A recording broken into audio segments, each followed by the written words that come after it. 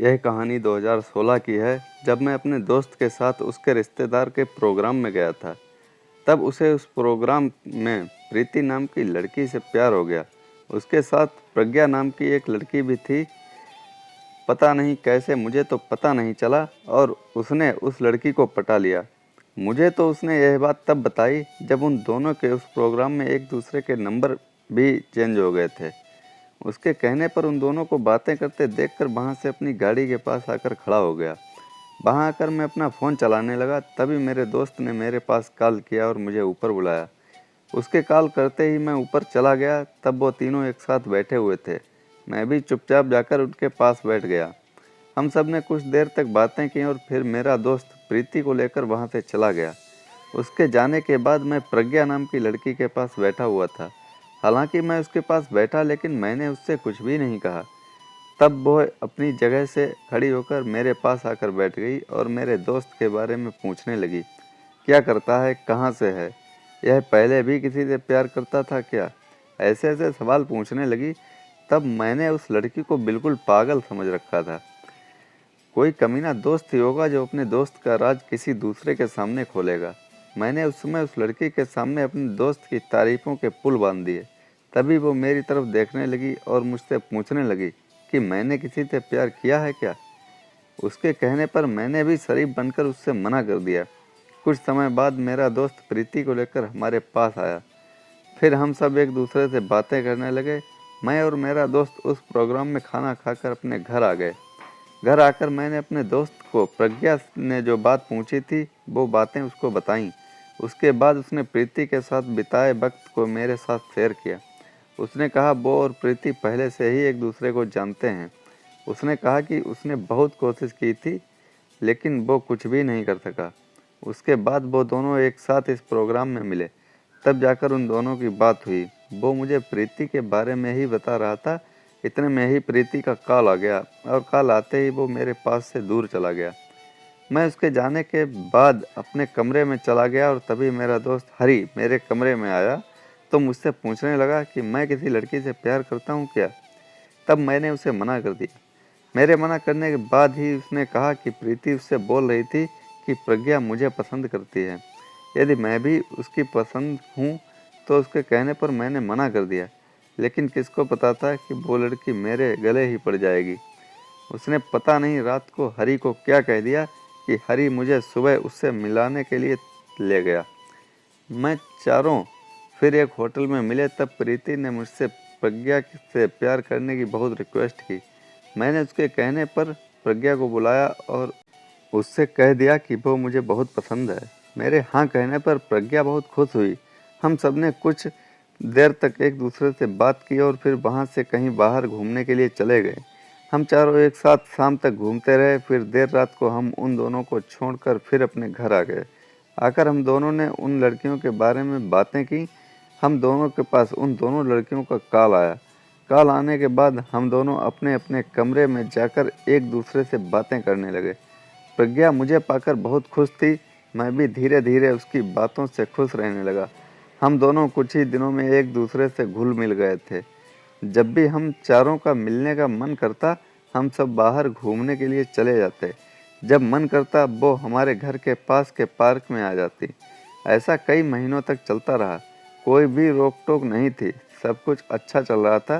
तभी प्रज्ञा ने मेरे पास कॉल किया और मुझे अकेले में मिलने बुलाया। उसके कहने पर मैं अकेला ही उससे मिलने के लिए चला गया। तब उसने कहा कि उसकी शादी होने वाली है, वो अब मुझसे बात नहीं कर सकती। उसकी शादी की बात सुनकर मुझे बहुत दुख हुआ।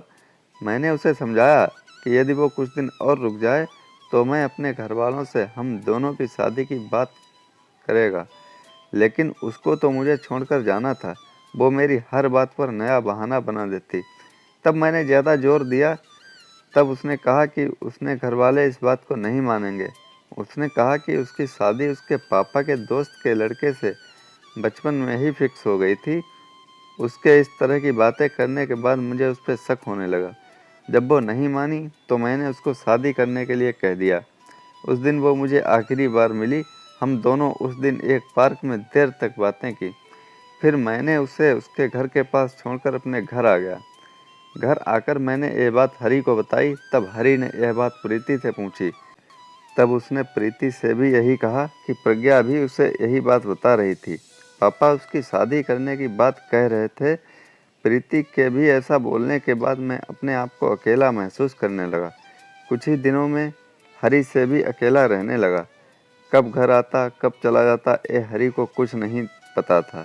या तो मैं रात को आकर सो जाता, तब हरी को पता चलता, या मैं सुबह उठकर चला जाता, तब उसे पता चलता। फिर एक दिन हरी ने मुझे कॉल किया और मुझे समझाया और कहा कि मैं अपनी कंपनी पर ध्यान दूँ। प्रज्ञा के आते ही मैं अपनी कंपनी को भूल गया था। हरी के समझाने के बाद मैं कुछ दिनों में उसे भूल गया। धीरे धीरे मैं अपना मन काम में लगाने लगा। एक दिन की बात है, जब मैं ऑफिस में अपनी केबिन में बैठा हुआ था, तब एक लड़का मेरे पास जॉब के लिए आया। मैंने उसकी काफ़ी रिक्वेस्ट के बाद उसे अपनी कंपनी में रख लिया। तब उसने मुझसे रिक्वेस्ट की मैं उसकी गर्लफ्रेंड को भी इसी कंपनी में जॉब दे दूं। मैंने पहले तो मना कर दिया, लेकिन उसने मेरे पास कई दिनों तक उसकी गर्लफ्रेंड को जॉब देने के लिए रिक्वेस्ट की। मैंने उसकी काफ़ी रिक्वेस्ट के बाद उसे जॉब देने के लिए हाँ कर दी। मेरे हाँ करने के बाद उस लड़के ने मुझे थैंक्स कहा और वहाँ से चला गया। अगले दिन वो उसकी गर्लफ्रेंड को लेकर मेरी कंपनी में आया। तब मुझे पता नहीं था कि जो लड़की आई है वो प्रज्ञा है। वो लड़का प्रज्ञा को लेकर मेरी केबिन में आया। मैं कुछ कहता उससे पहले ही उस लड़के ने मुझसे कहा कि सर, मैं जिस लड़की की बात कर रहा था वो यह है। जब हम दोनों ने एक दूसरे को देखा था, मैं चकित रह गया। प्रज्ञा की आंखें फटी की फटी रह गईं। उसे देखकर मैंने सोचा कि इसकी तो शादी होने वाली थी और ये इस लड़के के साथ यहाँ क्या कर रही है। मैंने उससे उस समय तो कुछ नहीं कहा और उसे अपनी ऑफिस में जॉब दे दी। यही बात मैंने हरी को बताई। तब हरी भी इस बात को सुनकर चकित रह गया।